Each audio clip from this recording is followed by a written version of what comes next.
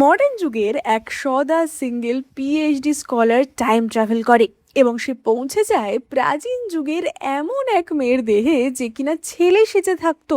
এরকম একটা অদ্ভুত পরিস্থিতিতে মেয়েটি কি করবে সেই নিয়ে ভীষণই ইন্টারেস্টিং একটা টাইম ট্রাভেল ড্রামা আজকে শেয়ার করব। তাহলে চলো শুরু করা যাক। আর শুরু করার আগে তোমরা কিন্তু এই চ্যানেলে সাবস্ক্রাইব করতে একদম ভুলো না। ড্রামার প্রথম দৃশ্যে আমরা আমাদের প্রধান চরিত্র অ্যালেক্সাকে দেখতে পাই এবং আমরা দেখতে পাই যে সে মডার্ন যুগের একজন পিএইচডি স্কলার ছিল এবং সে অন্যতম অল্প বয়সী মহিলা সায়েন্টিস্ট ছিল। তার জন্যই তাকে একটি অ্যাওয়ার্ড দেওয়া হচ্ছিল এবং সেই অ্যাওয়ার্ড দেওয়ার জন্য তাকে স্টেজে ডাকা হয়। এবার অ্যালেক্সা অ্যাওয়ার্ড নেওয়ার সময় যখন তার বক্তব্য রাখছিল তখনই একজন শুটার তাকে শুট করে দেয় এবং অ্যালেক্সা সেখানেই মারা যায়। অ্যালেক্সা মনে মনে ভাবে যে আমি তো এই পড়াশোনার চক্করে কোনোদিন কাউকে ডেটও করিনি, আমার কত রিসার্চ, আমার কত পড়াশোনাও বাকি থেকে গেল। এবং এই ক্ষোভ নিয়েই মডার্ন যুগে অ্যালেক্সার মৃত্যু ঘটে। কিন্তু অ্যালেক্সা আবারও বেঁচে ওঠে প্রাচীন যুগে এবং আমরা দেখতে পাই অ্যালেক্সাকে জেলের মধ্যে বন্দি অবস্থাতে। অ্যালেক্সা তো বুঝতে পারে না যে আমি এটা কোথায় এসে হাজির হলাম এবং তখনই তার সামনে তার প্রাচীন যুগের ম্যাজিক্যাল সিস্টেম হাজির হয়। সিস্টেম তাকে জানায় যে অ্যালেক্সা ইয়ং সাম্রাজ্যে এসে পৌঁছেছে এবং এখন তার মিশন হচ্ছে এই সাম্রাজ্যের একজন উচ্চ পদের মিনিস্টার বা মন্ত্রী হওয়া। সে যদি তার মিশন কমপ্লিট করতে পারে তাহলে সে আবারও মডার্ন যুগে ফিরে যেতে পারবে এবং তার সাথে সে পেয়ে যাবে 10 মিলিয়ন টাকার পুরস্কার। অ্যালেক্সা তো টাকার কথা শুনে খুবই খুশি হয়ে যায় যে তাহলে এই টাকা নিয়ে গিয়ে আমি আবারও মডার্ন যুগে আমার রিসার্চ চালাতে পারবো। এবং তখনই একজন জেলের গার্ড এসে অ্যালেক্সার জেলের দরজা খুলে দেয় এবং তাকে তারা টানতে টানতে নিয়ে যাচ্ছিল মৃত্যুদণ্ড দেওয়ার উদ্দেশ্যে। অ্যালেক্সা তো চমকে ওঠে যে কি, আমি তো 5 মিনিট আগেই না মরে গেছিলাম, আবারও এখানে এসে আমাকে মরতে হবে। এবং তখনই অ্যালেক্সার মাথায় প্রাচীনকালের অ্যালেক্সার সমস্ত স্মৃতি ভেসে ওঠে। আমরা দেখতে পাই অ্যালেক্সাকে ছোটবেলা থেকেই তার মা ছেলে সাজিয়ে রেখেছিল, কারণ অ্যালেক্সার বাবা মারা যাওয়ার পর তাদের পরিবারে আর অন্য কোনো পুরুষ ছিল না। আর প্রাচীনকালের নিয়ম অনুযায়ী যদি পরিবারে কোনো পুরুষ না থাকে তাহলে সম্পত্তি অন্যদের হয়ে যায়, মানে পরিবারের অন্যান্য যে শাখারা আছে তারা সেটা পেয়ে যায়। তাই এই ব্যাপারটাকে আটকাতেই অ্যালেক্সার মা এমনটা করেছিল এবং ছোটবেলা থেকেই অ্যালেক্সা অ্যালেক্স নামে পরিচিত। এবং অ্যালেক্স বা অ্যালেক্সা ছোটবেলা থেকেই পড়াশোনায় খুব ভালো ছিল, সে একজন খুব ভালো স্কলার হিসেবে পরিচিত ছিল। কিন্তু অ্যালেক্সাকে এইভাবে জেলে কেন আসতে হলো? তার কারণ অ্যালেক্সা সরকারি পরীক্ষার টুকলিতে ধরা পড়েছিল, মানে অ্যালেক্সার ওপর টুকলির দোষ চাপানো হয়েছিল এবং তাই জন্যই তাকে মৃত্যুদণ্ড দেওয়ার জন্য নিয়ে আসা হয়েছিল। এবার অ্যালেক্সা তো মনে মনে ভাবে যে যে করে হোক আমাকে তো বাঁচতে হবে এবং যেই মুহূর্তে তার উপর খাড়ার ঘা নেমে আসছিল অ্যালেক্সা চেঁচিয়ে ওঠে যে আমি মরার আগে কিছু কথা কনফেস করে যেতে চাই। এবার আমরা অপর দিকে এই সাম্রাজ্যের মহারাজ এবং তার আঙ্কেল রাজকুমার জিনকে দেখতে পাই। এবার এদের দুজনের মধ্যে খুব একটা বন্ধুত্বপূর্ণ সম্পর্ক ছিল না। আর এই যে রাজকুমার জিন ছিল তার ছেলে যে রন, সেই অ্যালেক্সার ওপর এই দোষটা, মানে এই টুকলির দোষটা চাপিয়েছিল। আমরা রনকে দেখতে পাই সে খুবই দুশ্চরিত্র টাইপের একটি ছেলে ছিল এবং আসলে টুকলিটা সেই করেছিল। কিন্তু সে জানতো যে যতদিন অ্যালেক্স তার সাথে পরীক্ষা দিচ্ছে সে তো প্রথম হতে পারবে না, তাই জন্যই সে অ্যালেক্সকে ফাঁসানোর জন্য এমন টুকলির দোষ চাপায়। কিন্তু মৃত্যুর আগে অ্যালেক্স বা অ্যালেক্সা রনের নামই বলে দেয় যে টুকলিটা আমি করিনি, টুকলিটা রাজকুমার রন করেছে। এবার রনের কাছে খবর পৌঁছাতেই সে তো এই মৃত্যুদণ্ড দেওয়ার জায়গায় হাজির হয় এবং অ্যালেক্সা তো তখনই বলে ওঠে যে আমাদের দুজনের খাতার উত্তর একই ছিল, তাই আমাকে টুকলির দোষে শাস্তি দেওয়া হচ্ছে। কিন্তু উত্তর যেহেতু এক ছিল তাই কে কার দেখে লিখেছে এটা কি করে প্রমাণিত হয়? টুকলিটা তো রাজকুমার রনও করতে পারে, তাই আমি রাজকুমার রনকে চ্যালেঞ্জ জানাচ্ছি, সে যদি নিজেই উত্তরটা লিখে থাকে তাহলে এখনই সে উত্তরটা পুরো বলুক। এবং রন তো তখনই উত্তরটা পুরোই মুখস্থ বলতে থাকে, মানে রন আগে থেকে ভালো মতো তৈরি হয়েই এসেছিল। অ্যালেক্সা তো তখনই তাকে কাউন্টার কোয়েশ্চেন করে যে তুমি যদি উত্তরটা নিজেই লিখে থাকো তাহলে বলো তো উত্তরের 3 নম্বর প্যারাগ্রাফে আমি এই যে লাইনটা লিখেছি এটা কোন বই থেকে নেওয়া? এবং রন সেটাও খুব সহজে বলে দেয়, কারণ রন ভালোভাবেই পুরো রিসার্চ করে এসেছিল। এবার অ্যালেক্সা তো বুঝতে পারে যে এইভাবে রনকে হারানো যাবে না এবং সে বলে ওঠে যে উত্তরের একদম শেষে একটা লাইন ছিল, বলো এটা কোন বই থেকে নেওয়া? এবার রন তো কিছুতেই সেটা মনে করতে পারছিল না এবং অ্যালেক্সা তখনই তাকে একটা লেখকের নাম মনে করিয়ে দেয়। রন বলে ওঠে যে হ্যাঁ হ্যাঁ ঠিক বলেছো, এই লেখকের গণিতের বই থেকে নেওয়া। এবং অ্যালেক্সা বলে ওঠে যে তুমি শিওর তো? রন্ত বলে যে নিশ্চয়ই আমি শিওর, যেহেতু উত্তরটা আমি নিজেই লিখেছি, তাই কোথা থেকে কি লিখেছি আমার পুরোই মনে আছে।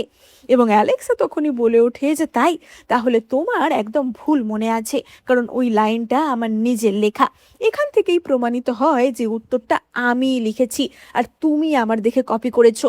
তাহলে মৃত্যুদণ্ড এবার কাকে দেওয়া হবে? যেহেতু আমি একজন সাধারণ মানুষ, তাই জন্য আমাকে তো টুকলির দোষে মৃত্যুদণ্ড দেওয়া হচ্ছিল, কিন্তু এখন যখন প্রমাণিত হয়েছে রাজকুমার দোষী, তাহলে এখন কাকে মৃত্যুদণ্ড দেওয়া হবে? এবার এখানে সমস্ত খবর তো ততক্ষণে মহারাজের কাছে পৌঁছে যায় এবং মহারাজ তো সঙ্গে সঙ্গে ডিক্রি জারি করে যে অ্যালেক্সকে আবারও তার পরীক্ষায় প্রথম স্থান ফিরিয়ে দেওয়া হবে এবং রাজকুমার রনকে দ্বিতীয় স্থানে রাখা হবে এবং পুরস্কার স্বরূপ অ্যালেক্সাকে কিছু নতুন জামা কাপড় দেওয়া হবে।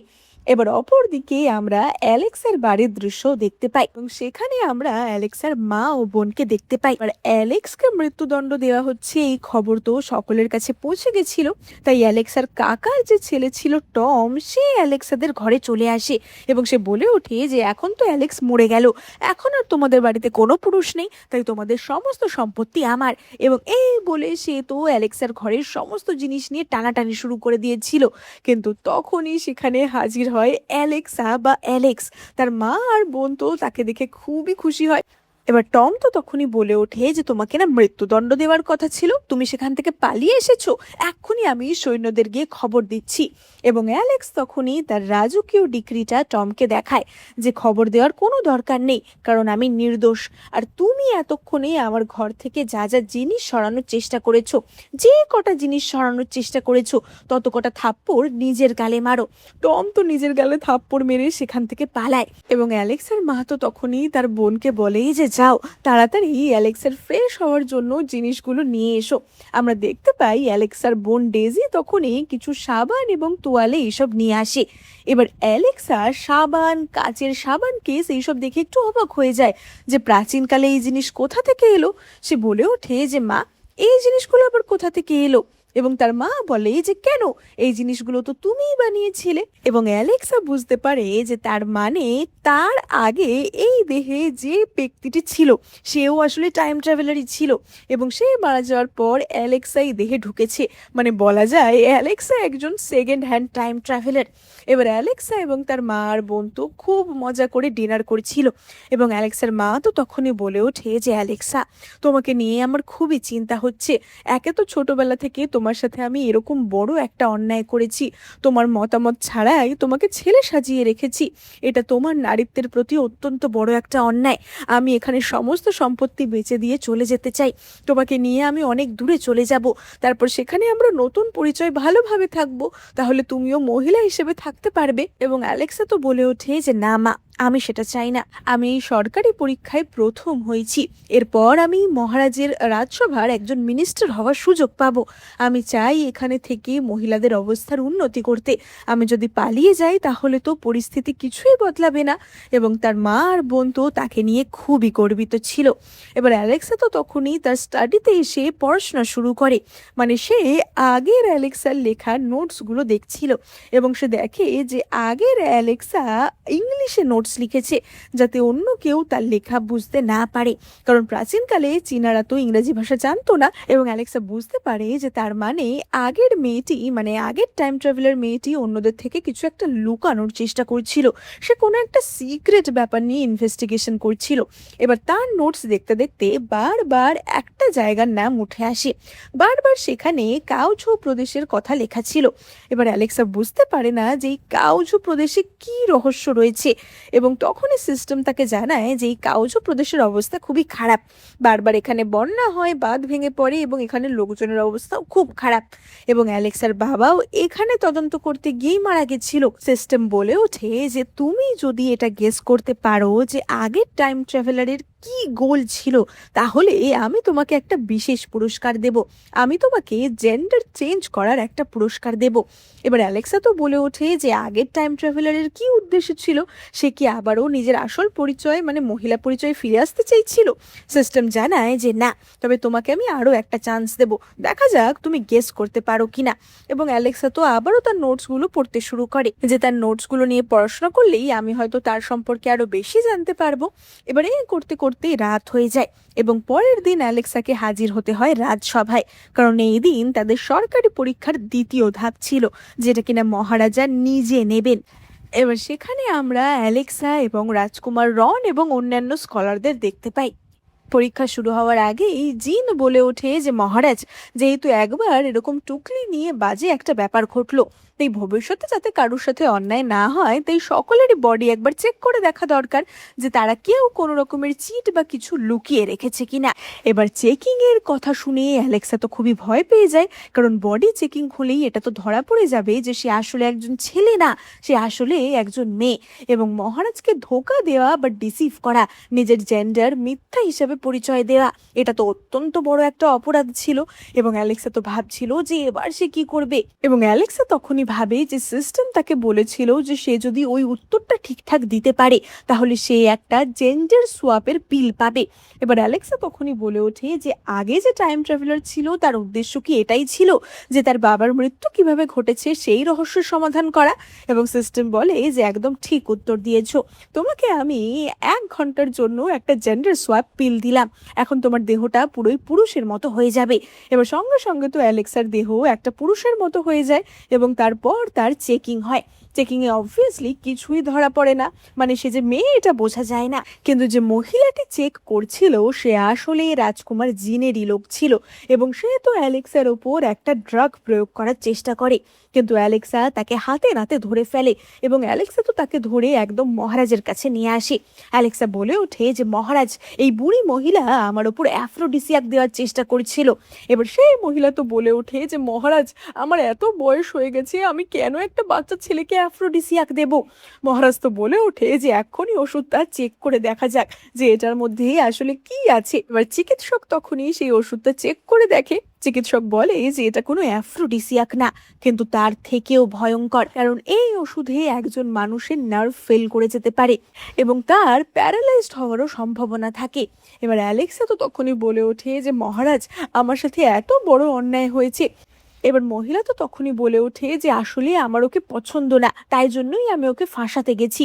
মহিলাকে কে কাজে লাগিয়েছিল সেই নামটা মহিলাটি বলতে চাইছিল না। এবার অ্যালেক্সা তো তখনই সেই কৌটোর গায়ে কিছু লাল পাউডার লাগিয়ে দেয় এবং সে বলে ওঠে যে মহারাজ, এবার এখানেই স্পষ্ট দেখা যাচ্ছে যে 3টে ফিঙ্গারপ্রিন্ট রয়েছে, মানে কেউ একজন মহিলাকে কাজে লাগিয়েছিল, কিন্তু সেটা কে সেটা তো মহিলাই বলতে পারবে। কিন্তু সত্যি বলার আগেই মহিলা বিষ খেয়ে সেখানেই নিজের প্রাণ দিয়ে দেয়।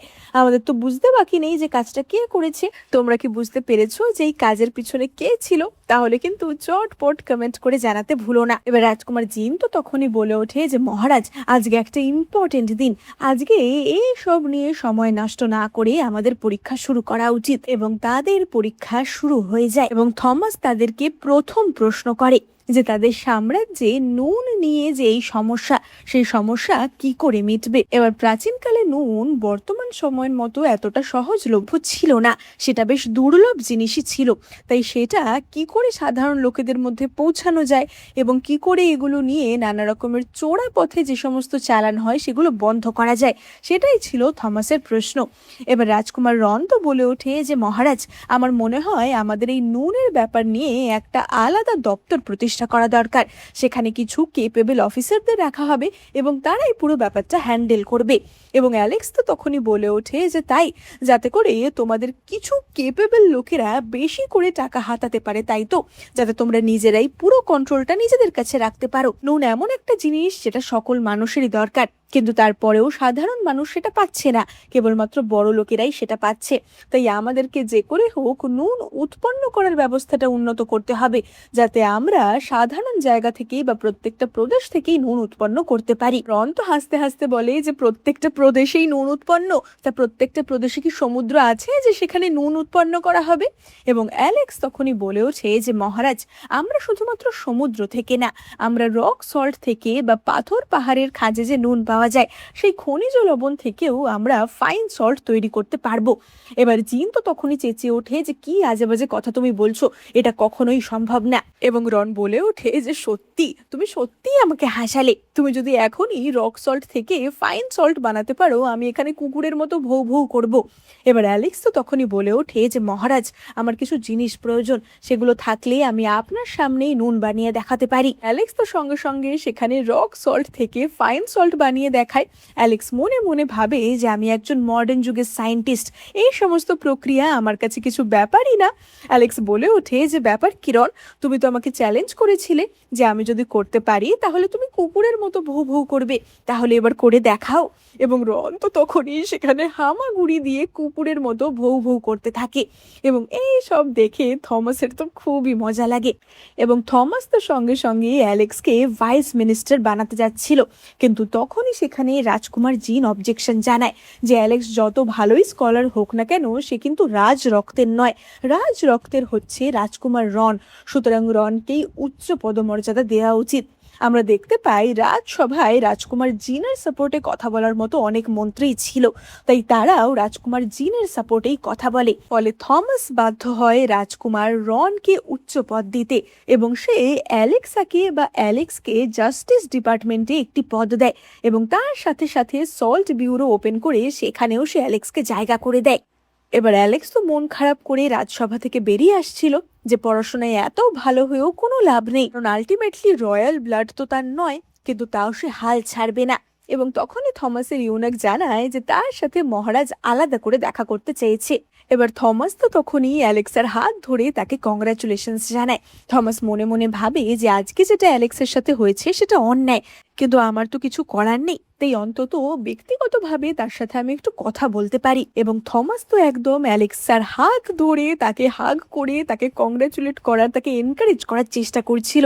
এবং অ্যালেক্সা তো মনে মনে ভাবে যে আরে মহারাজটা এমন করে কেন, এমনিতেও সারা জীবনে পড়াশোনার চক্করে আমি কোনো ছেলের হাত অবধি ধরিনি, আর আজকে যখন একটা ছেলের হাতও ধরছি সেটাও একটা ছেলে সেজে, আমার তো লাকটাই পুরোপুরি খারাপ।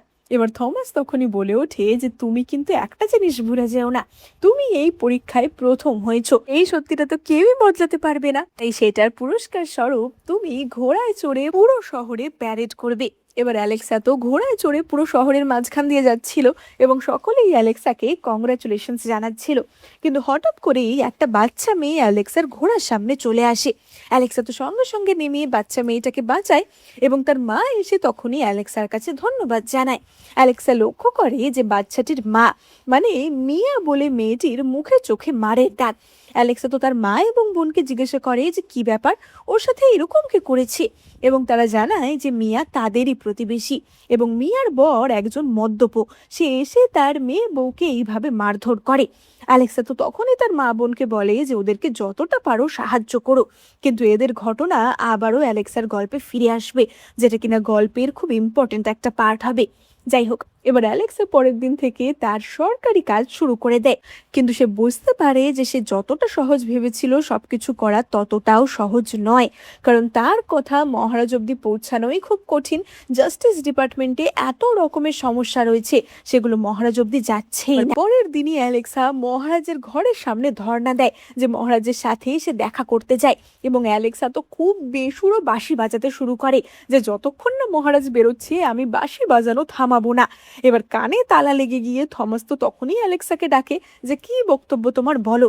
এবং অ্যালেক্স তখনই মহারাজকে বলে যে মহারাজ, রাজকুমার জিন এতদিন ধরে অনেক বেইমানি করেছে, সে অনেক ফ্রড করেছে এবং অনেক টাকা মেরেছে, আমি তার জন্য অনেক প্রমাণ সংগ্রহ করেছি, আপনি দয়া করে সেগুলো দেখুন। এবং মহারাজ তখনই অ্যালেক্সাকে একটি পাতা এগিয়ে দিয়ে বলে যে তুমি আগে এটা পড়ে দেখো। অ্যালেক্সা দেখে যে মহারাজ তো আগে থেকেই সবকিছু জানে। অ্যালেক্সা বলে ওঠে যে মহারাজ, তাহলে আমরা কিছু করছি না কেন?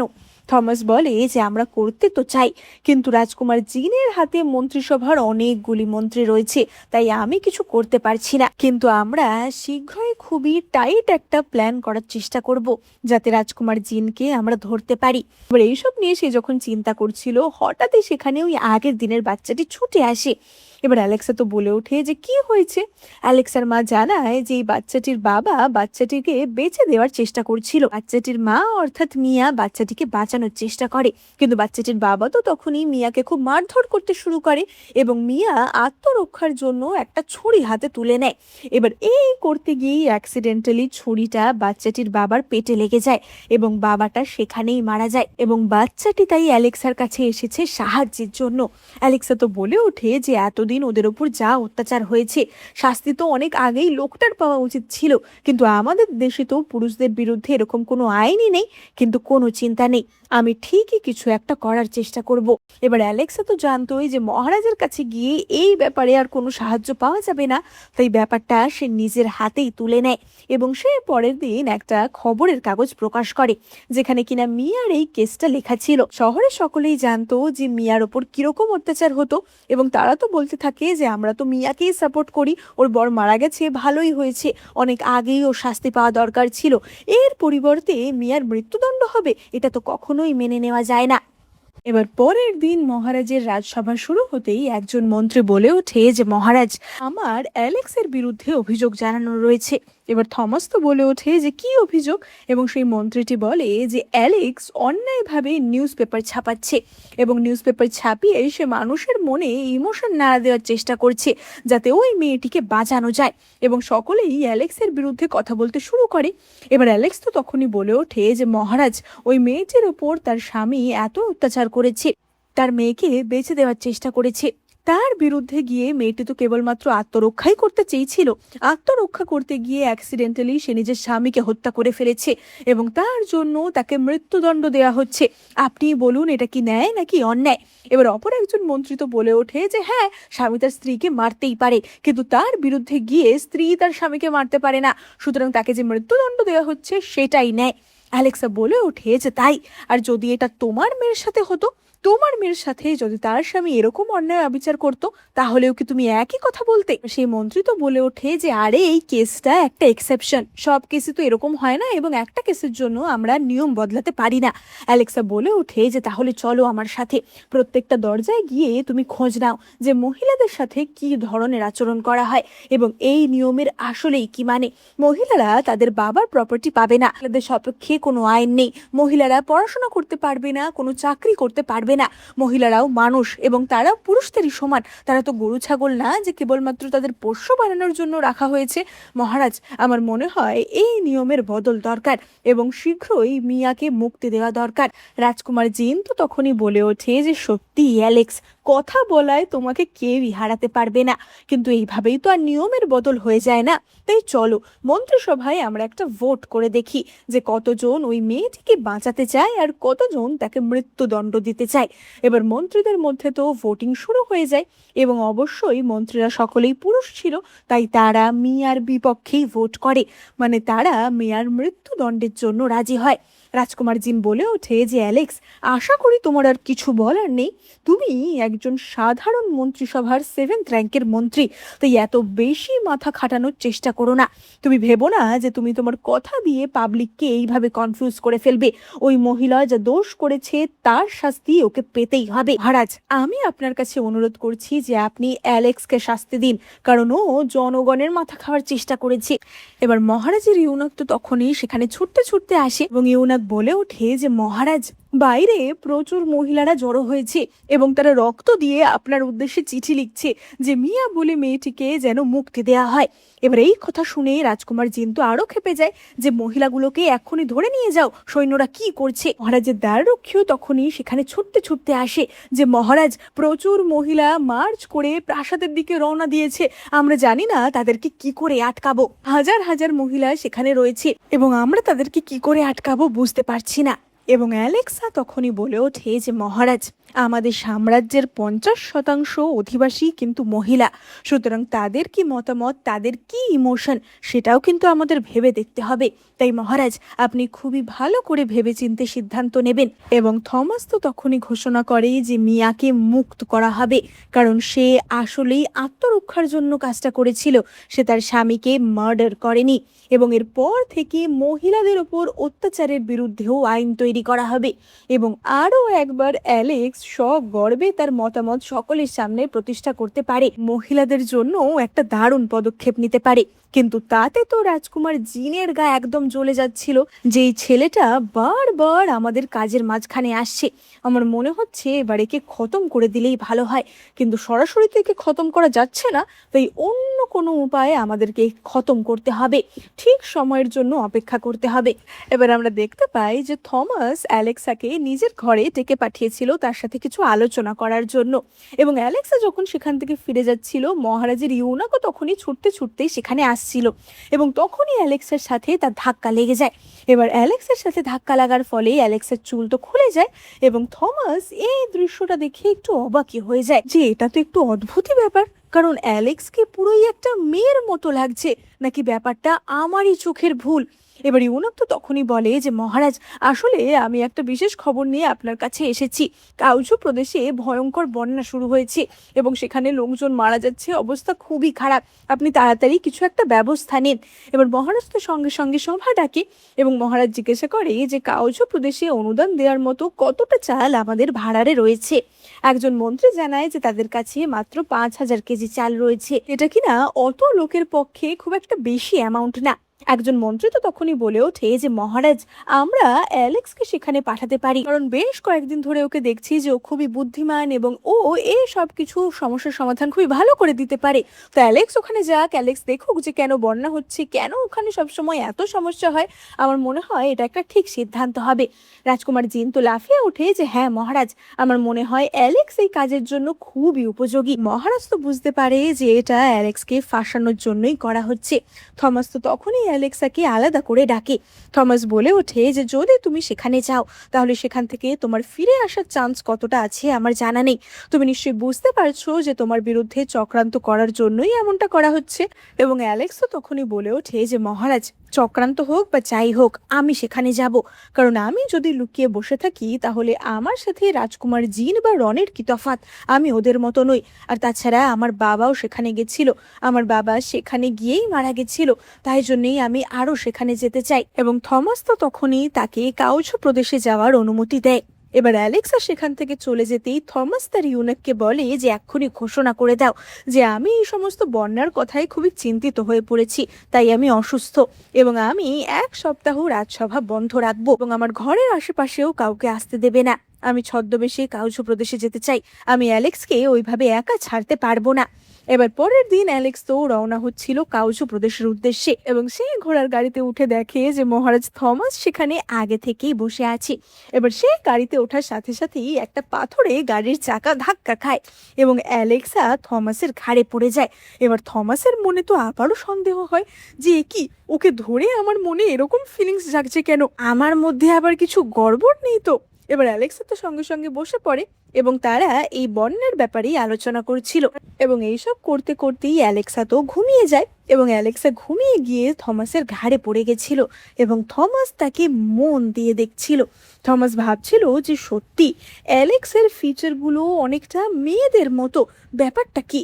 এবার অ্যালেক্সা তো তখনই ঘুম থেকে উঠে পড়ে এবং আমরা জানতে পারি যে তারা কাউজু প্রদেশের একদম সামনেই এসে গেছিল।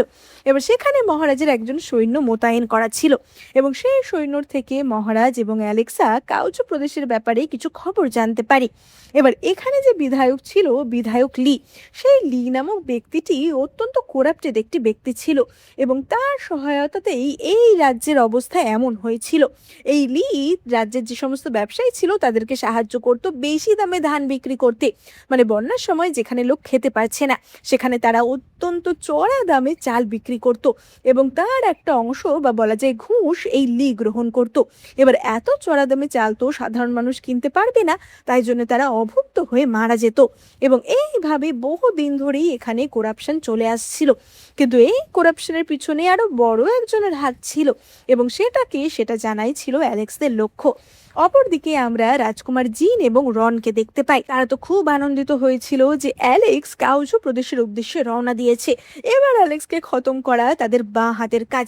এবার তো তারা অ্যালেক্সকে রাস্তা থেকে সরিয়েই ছাড়বে। অপরদিকে অ্যালেক্স এবং থমাস প্ল্যান করছিল যে তারা কি করে হাতে নাতে এদেরকে ধরবে, কারণ যদি তারা প্রথমেই জানতে পারে যে মহারাজা এসেছে তাহলে তো তারা নিজেদের আসল রূপটা দেখাবে না, তখন তাদের হাতে নাতে ধরাও যাবে না।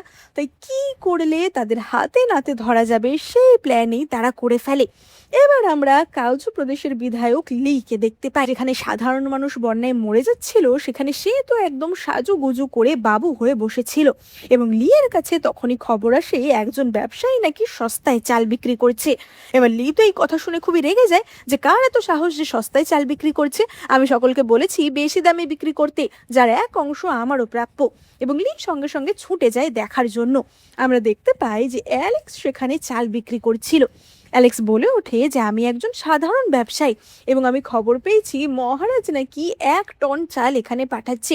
তা মহারাজ যদি চাল পাঠায় অনুদান স্বরূপ, তাহলে তো এমনিও সাধারণ লোকেরা চাল কিনে খাবে না, তখন তো আমি আর চাল বিক্রি করতে পারবো না। তাই আমি আগে থেকেই কম দামে চাল বিক্রি করে দিচ্ছি। লি তো বলে ওঠে যে মহারাজ কোথা থেকে চাল পাঠাবে, আমি তো জানি মহারাজের ভান্ডারে মাত্র 5,000 কেজি চাল রয়েছে, তো সেখান থেকে আবার কি অনুদান দেবে। এবার এই কথা শুনিয়ে অ্যালেক্সার মনে তো খুবই সন্দেহ হয় যে তার মানে লি নিশ্চয়ই ভেতরের কোনো লোকের সাথে জড়িত, না হলে এত দূরে বসে সে কি করে জানবে যে মহারাজের ভাড়ারে কত চাল রয়েছে, কি বৃত্তান্ত।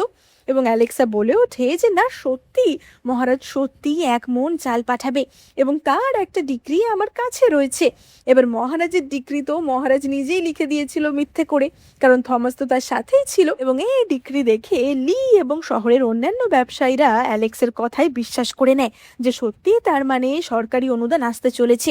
সরকারি অনুদান এসে গেলে তারা তো আর চড়া দামে চাল বিক্রি করতে পারবে না, তাই তাড়াতাড়ি তাদেরকে এই চালগুলো সস্তায় বেচে ফেলতে হবে। এবং অ্যালেক্স তখনই আসল টোপটা তাদেরকে দেয় যে শুনছিলাম একজন খুবই ধনী ব্যবসায়ী নাকি এই শহরে এসেছে, তোমরা চাইলে তার কাছে গিয়ে চাল বিক্রি করতে পারো। শহরের সমস্ত চাল বিক্রেতা সেই ধনী ব্যবসায়ীর কাছে গিয়ে হাজির হয় এবং আমরা দেখতে পাই যে মহারাজ থমাস সেখানে গয়নাগাটি পরে ধনী ব্যবসায়ী সেজেছিল। এবার তারা তো থমাসের কাছে চাল বিক্রি করতে যায় যে প্রতি কেজি আমরা 5 টাকায় বিক্রি করব। এবং থমাস তাদেরকে বলে যে 5 টাকা, 1 টাকা হলে আমি নেব, না হলে নেব না। এমনিও সরকারি অনুদান এসে গেলে তোমাদের চাল কেউ 1 টাকা দিয়েও কিনবে না। এবং তারা সকলেই 1 টাকা প্রতি কেজিতে থমাসকে চাল বিক্রি করে দেয় এবং থমাস সেই সমস্ত চাল সস্তায় কিনে নেয়। এবার কিছু দিনের মধ্যেই সরকারি অনুদান সেখানে হাজির হয়, যেখানে কিনা থমাস এই চালগুলোই মানে এই কেনা চালগুলোই লোকজনদের মধ্যে বিতরণ করে। এই তো ভাবছিল যে তাহলে খবরটা সত্যিই ছিল। আচ্ছা, মহারাজের তরফ থেকে যে একজন দূত আসার কথা ছিল সে কি আসবে না? এবং তখনই সেখানে হাজির হয় অ্যালেক্সা বা অ্যালেক্স। অ্যালেক্স বলে ওঠে যে আমার কথাই কি হচ্ছিল, আমি এসে গেছি। অ্যালেক্সকে দেখে সে তো একদমই চমকে যায় যে আরে আগের দিন তো এই চাল বিক্রি করছিল। মানে অ্যালেক্সের কাছে সে একদম হাতে নাতে ধরা পড়ে গেছিল। এবার আমরা লিয়ের সাথে তার একজন সেক্রেটারি সংকেও দেখতে পাই, যে কিনা একটু ভীতু টাইপের ছিল এবং সে সমস্ত সত্যি কথা ফাঁস করে দেয় যে আসলে এর পিছনে রাজকুমার জিন রয়েছে এবং রাজকুমার জিনই এতদিন তাদেরকে এইসব করতে বলেছে। রাজকুমার জিন এই প্রদেশ থেকে একটা মোটা টাকা ঘুষ নেয়। এবং অ্যালেক্সা তো তখনই ওই সংকে নিজের বাবার মৃত্যুর ব্যাপারে জিজ্ঞাসা করে এবং সং জানায় যে হ্যাঁ, মিনিস্টার ঝো এখানে এসেই মারা গেছিল। আসলে সে রাজকুমার জিনের সত্যিটা জেনে গেছিল, তাই তার মদে বিষ মিশিয়ে তাকে মারা হয়েছিল এবং অফিসিয়াল রিপোর্টে লেখা হয়েছিল যে ওভারওয়ার্কের ফলে তার হার্ট অ্যাটাক হয়েছে, কিন্তু সত্যিটা সেটা না। এবং অ্যালেক্সা পুরনো সমস্ত যে নথিপত্র ছিল, হিসাবের খাতা ছিল, সেগুলো থেকেই সমস্ত রকমের প্রমাণ পেয়ে গেছিল যে এতদিন ধরে কিভাবে রাজকুমার জিন এই লি এবং সঙ্গের সাথে মিলিত হয়ে এই সমস্ত কাজ করছে। এবার অ্যালেক্স আর থমাসের মিশন তো একদম সাকসেসফুল হয়েছিল। আমরা দেখতে পাই তারা তাদের সরাইখানায় ফিরে আসে এবং অ্যালেক্সা রাতের বেলা স্নান করছিল। সে ভাবছিল যে কি করলে এবার সে জিনকে ভালো করে শাস্তি দেওয়াতে পারবে। এবং তখনই জিনের পাঠানো কিছু আততায়ী অ্যালেক্সার ঘরে ঢুকে পড়ে এবার ততক্ষণে থমাস ও অ্যালেক্সার ঘরের বাইরে এসেছিল। যখনই শুনতে পায় যে অ্যালেক্সের ঘরের ভিতর থেকে এরকম চেঁচামেচির শব্দ আসছে, সে তো তাড়াতাড়ি ঘরে ঢুকে পড়ে এবং সে অ্যালেক্সাকে স্নানের পোশাকে দেখতে পায়। থমাস বুঝতে পারে যে তার মানে অ্যালেক্সা একজন মহিলা। এবার ততক্ষণে তো আততায়ীরা থমাসের উপর হামলা করে দিয়েছিল। থমাস খালি হাতেই তাদের সাথে লড়াই করে। থমাসের হাত একটু কেটে যায় ঠিকই, কিন্তু থমাস তাদের দুজনকেই হত্যা করতে সক্ষম হয়। ততক্ষণে তো অ্যালেক্সা পোশাক পরে সেখানে হাজির হয় এবং সে তো মহারাজকে বলে যে মহারাজ, আমি আপনার সাথেই নিজের জেন্ডার নিয়ে প্রতারণা করেছি। আমি জানি আমাকে মৃত্যুদণ্ড দেয়া হবে, কিন্তু এতদিন আমি যে আপনার সাহায্য করেছি তার বদলে দয়া করে আমার পরিবারকে মৃত্যুদণ্ড দেবেন না। কিন্তু এই সত্যিটা জানার পর থমাস তো একদমই রাগ করেনি, বরং তার দিল তো একদম গার্ডেন গার্ডেন হয়ে গেছিল। অ্যালেক্সা আসলে ও একজন মেয়ে, এর থেকে ভালো খবর তো আর কিছু হতেই পারে না। এবং সে বলে ওঠে যে তুমি কোনো চিন্তা করো না, তোমার এই সত্যিটা আমি গোপন রাখবো।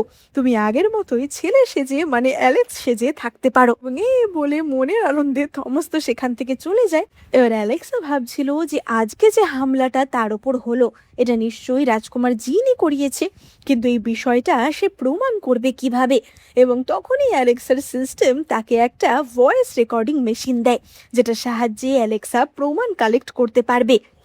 এবার আমরা দেখতে পাই যে অ্যালেক্স আবারও শহরে মানে কিনা রাজধানীতে ফিরে আসে এবং সে বাজারের একটি দোকান থেকে একটা সেন্টেড পাউচ কিনছিল। তখনই তাকে দেখতে পেয়ে যায় রাজকুমার রন। এবার রন তো প্রথমে তাকে দেখে খুবই অবাক হয়ে যায় যে কি ব্যাপার, একে মারার জন্যই তো আমরা লোক পাঠিয়েছিলাম, তার মানে নিশ্চয়ই এই ব্যাটা মারা পড়েনি। এবং সে তো তখনই দেখতে চায় যে অ্যালেক্স কি কেনাকাটি করছে। এবার রনের তো ইগো খুব বেশি ছিল, তাই অ্যালেক্স যেটা কিনছিল সেটাই রন অনেক বেশি দাম দিয়ে কিনে নেয়, যাতে অ্যালেক্স সেটা কিনতে না পারে। কিন্তু সে এটা জানতো না যে এই পাউচের মধ্যেই লুকিয়ে রাখা রয়েছে সেই রেকর্ডিং ডিভাইসটা, যাতে করে অ্যালেক্সা তার এবং তার বাবার কথা গোপনে রেকর্ড করতে পারে এবং শুনতে পারে। এবার রন তো সেই পাউচ নিয়ে তার বাবার কাছে ছুটতে ছুটতে যায় যে বাবা, আমাদের মিশন সাকসেসফুল হয়নি, যে সমস্ত আততায়ীদের আমরা পাঠিয়েছিলাম তারা অ্যালেক্সকে মারতে পারেনি। এবং এই কথা শুনে রাজকুমার জিনও তো খুবই অবাক হয়ে যায় যে কি, তাহলে আমাদের এতদিন ধরে ভাবা প্ল্যানটা ফেল করে গেল। আমিও তাই ভাবছি যে কাউচো প্রদেশের ওই বিধায়ক লি আমার সাথে কেন কন্ট্যাক্ট করছে না।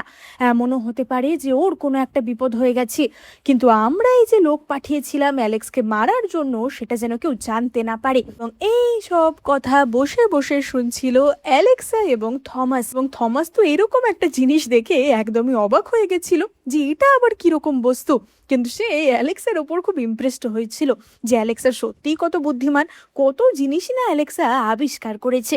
এবার আমরা রাজসভার দৃশ্য দেখতে পাই।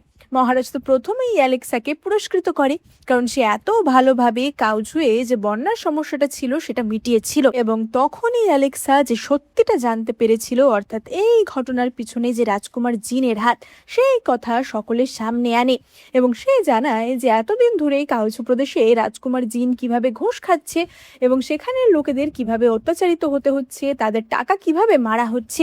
এবার এইসব দেখে থমাস তো খুবই রেগে যাওয়ার অ্যাক্টিং করে, যদিও থমাস আগে থেকেই সবটা জানতো।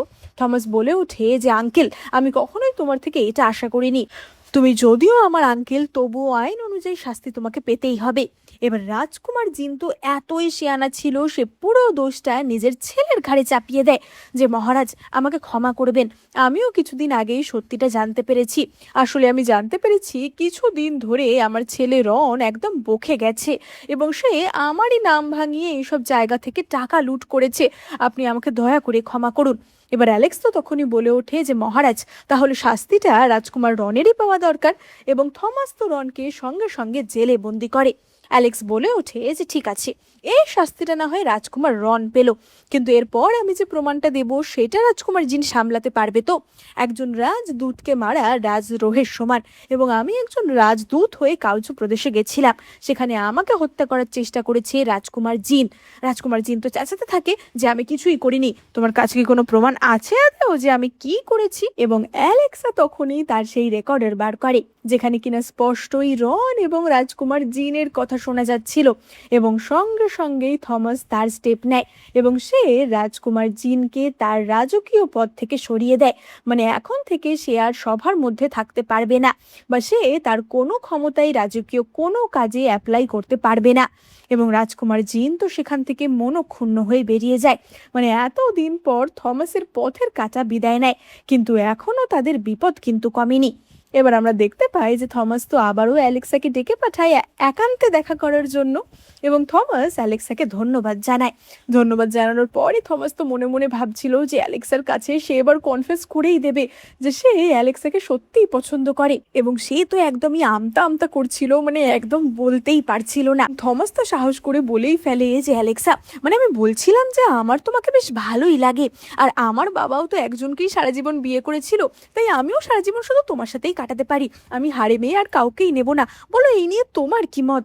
এবার অ্যালেক্সা তো তখনই বলে যে কিন্তু সমাজের কাছে আমি তো একজন ছেলে, তাই আমি জানি না এটা সম্ভব কিনা, আর তাছাড়া আমি এখন এইসব নিয়ে কিছু ভাবিনি, যদি আমি কখনো ভাবি তাহলে নিশ্চয়ই আমি আপনাকে জানাবো। এবং থমাস তো তখনই তাকে বলে যে ঠিক আছে, কিন্তু তুমি তাহলে বলো যে তুমি যে এত বড় কাজটা করলে তার পুরস্কার হিসেবে তুমি কি চাও? এবং অ্যালেক্সা বলে যে মহারাজ, আমার একটা অনুমতি চাই, আমি এই শহরে বা এই সাম্রাজ্যে মহিলাদের একটা স্কুল স্থাপন করতে চাই। এবং থমাস তাতে রাজি হয়ে যায়। আমরা দেখতে পাই অ্যালেক্সা এই সাম্রাজ্যের প্রথম মহিলাদের স্কুল স্থাপন করে। এবার স্কুলের প্রথম দিনই তো সেখানে হাজির হয় রাজকুমার জিন। সে তো বলতে থাকে যে অ্যালেক্স, তোমার মাথা মনে হয় খারাপ হয়ে গেছে, তুমি রাজসভায় একটু বেশি সম্মান পেয়ে গেছো বলে তোমার মাথা একদম পাগল হয়ে গেছে, তোমার মনে হয় এই সাম্রাজ্যে মহিলারা স্কুলে পড়তে আসবে? দেখবে তোমার স্কুল মাছি তাড়াবে, কেউই তোমার এখানে পড়তে আসবে না। কিন্তু কিছুক্ষণের মধ্যেই শহরের অনেক মহিলারাই সেখানে পড়ার জন্য আসে, যাদের মধ্যে অন্যতম ছিল অ্যালেক্সার সেই প্রতিবেশী মিয়া এবং তার মেয়ে। এবং তারা সকলেই তো ক্লাসরুমে প্রবেশ করে। অ্যালেক্সা বলে যে রাজকুমার জিন, আজকে তো আমার স্কুলের প্রথম দিন, তাই আপনার সাথে ফালতু বকার সময় আমার নেই। এবং এই বলে অ্যালেক্সা সেখান থেকে চলে যাচ্ছিল, কিন্তু তখনই আরও একটি মেয়ে স্কুলে ভর্তি হওয়ার জন্য আসে এবং এই মেয়েটি আসলে পতিতালয়ের একটি মেয়ে ছিল, যার নাম ছিল পপি। পপি বলে ওঠে যে মন্ত্রী অ্যালেক্স, আমি ওকে স্কুলে ভর্তি হতে পারি? রাজকুমার জিন তো চাচাতে থাকে যে কখনোই না, এরম একটা নষ্টা মেয়েকে কখনোই স্কুলের মতো একটা পবিত্র জায়গায় ঢুকতে দেওয়া যেতে পারে না। তুমি মেয়েদের পড়াচ্ছ তাতে আমি কিছু বলছি না, কিন্তু এই মেয়েকে কখনোই আমি এখানে ঢুকতে দেব না। কিন্তু অ্যালেক্সা তার কোনো কথাই শোনে না। পপি তো বলতে থাকে যে আমি দরকার হলে স্কুলের বেঞ্চেও বসবো না, আমি এক কোনায় বসে শুধুমাত্র পড়া শুনবো, দরকার হলে আমি তোমাদের স্কুলের সমস্ত কাজ করে দেব, কিন্তু খালি আমাকে এখানে ঢোকার অনুমতি দাও। অ্যালেক্সা বলে যে আমি তোমাকে নিশ্চয়ই স্কুলে পড়ার অনুমতি দেব, কিন্তু তোমাকে কথা দিতে হবে যে তুমি তাহলে পতিতালয়ে আর যাবে না, তুমি আমার এখানেই থাকবে, তোমার সমস্ত দায়িত্ব আমার। এবং পপি তো তাতে রাজি হয়ে যায়। রাজকুমার জিন তো তখনও ঝগড়া করতে থাকে যে এর বদলে আমি নেবই, তুমি এরকম একটা মেয়েকে বিদ্যালয়ের মতো একটা পবিত্র জায়গায় ঢুকতে দিলে পাপের ফল তোমাকে ভোগ করতেই হবে। কিন্তু অ্যালেক্স তো তার কোনো কথাতেই কান দেয় না এবং অ্যালেক্সের স্কুল শুরু হয়ে যায়। পপিও এখানেই থাকতে শুরু করে, কিন্তু আমরা বুঝতে পারি পপি আসলেই এখানে ভালো উদ্দেশ্য নিয়ে আসেনি। একদিন সবার অলক্ষ্যে পপি অ্যালেক্সার ঘরে প্রবেশ করে এবং সে অ্যালেক্সার ঘর সার্চ করে অ্যালেক্সার অন্তর্বাস পায়, মানে তার মেয়েলি জামা কাপড়গুলো পেয়ে যায়, যার থেকে পপি আসল সত্যিটা জেনে যায় যে আসলে অ্যালেক্স কোনো ছেলে না, অ্যালেক্স আসলে একটা মেয়ে, যে হচ্ছে অ্যালেক্সা। এবার আমরা পরদিন রাজসভার দৃশ্য দেখতে পাই এবং আমরা দেখতে পাই রাজকুমার জিন সেখানে আসে। জিন বলে ওঠে যে মহারাজ, যদিও আমার এখন কোনো ক্ষমতা নেই, কিন্তু একজন সাধারণ মানুষ হিসেবে আমি আজকে এখানে অভিযোগ জানাতে এসেছি এবং সেই অভিযোগ মন্ত্রী অ্যালেক্সের বিরুদ্ধে। তোমাকে অ্যালেক্স বলবো নাকি অ্যালেক্সা? আসলে অ্যালেক্স কোনো পুরুষ না, সে আসলেই একটা মহিলা। অ্যালেক্স তো বলে ওঠে যে তোমার কাছে কি কোনো প্রমাণ আছে নাকি তুমি এমনি এই সমস্ত মিথ্যে কথা বলছো? এবং তখনই রাজকুমার জিন সেখানে পপিকে ডাকে। অ্যালেক্সা তো পপিকে দেখে একদমই স্তম্ভিত হয়ে যায়, যে যার জন্য সে এত লড়াই করলো, সমাজের বিরুদ্ধে গিয়ে একটা স্টেপ নিল, সেই আজকে তাকে ফাঁসাচ্ছে। আমরা বুঝতে পারি যে পপিরও কাজটা করতে খুবই কষ্ট হচ্ছিল। পপি মনে মনে ভাবছিল যে অ্যালেক্সা, আমি কখনোই তোমার বিরুদ্ধে এমন কাজ করতাম না, কিন্তু রাজকুমার জিন আমার পরিবারকে কবজা করে রেখেছে, সেই ভয় আমি এই কাজ করতে বাধ্য হচ্ছি। এবং পপি তো সকলের সামনে দেখায় যে সে অ্যালেক্সের ঘরে মেইলি অন্তর্বাস পেয়েছে।